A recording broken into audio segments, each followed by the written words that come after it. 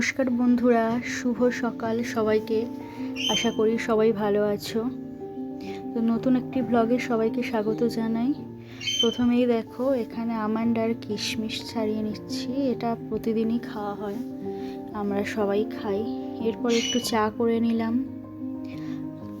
আমি আর মেয়ে একটু চা খাবো আজকে সকালে।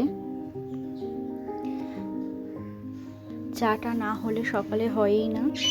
তো দুজনে চা খেয়ে নিয়ে এরপর আমাদের লাঞ্চ বসাবো।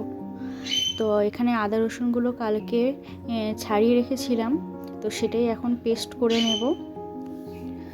আচ্ছা, কালকে রাতে অনেকগুলো লাল শাক এনেছিল, সেগুলো এখন ভেজে নিচ্ছি। বাদাম দিয়ে লাল শাক ভাজা খেতে খুব ভালো লাগে। অনুষ্ঠান বাড়িতে যখন যাই তখন দেখবে এরকম বাদাম দিয়েই লাল শাক ভাজা হয়, যেটা খেতে আমার খুব ভালো লাগে। যে কোনো নিরামিষ তরকারিতে আমার বাদাম দিয়ে খেতে খুব ভালো লাগে।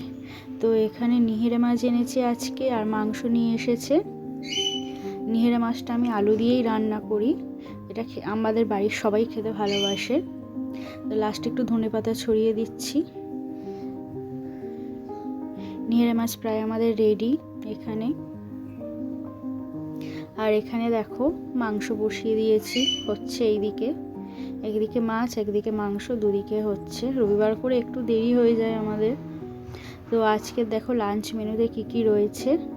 এখানে আছে ভাত আছে, এখানে আছে বাদাম দিয়ে লাল শাক ভাজা, পেঁয়াজ আছে, আর আছে নিহেরে মাছ দিয়ে আলুর চচ্চড়ি, আর আছে মুরগির মাংস। তো কেমন লাগলো ভিডিওটা? টাটা বাই বাই, আজকে এই পর্যন্ত।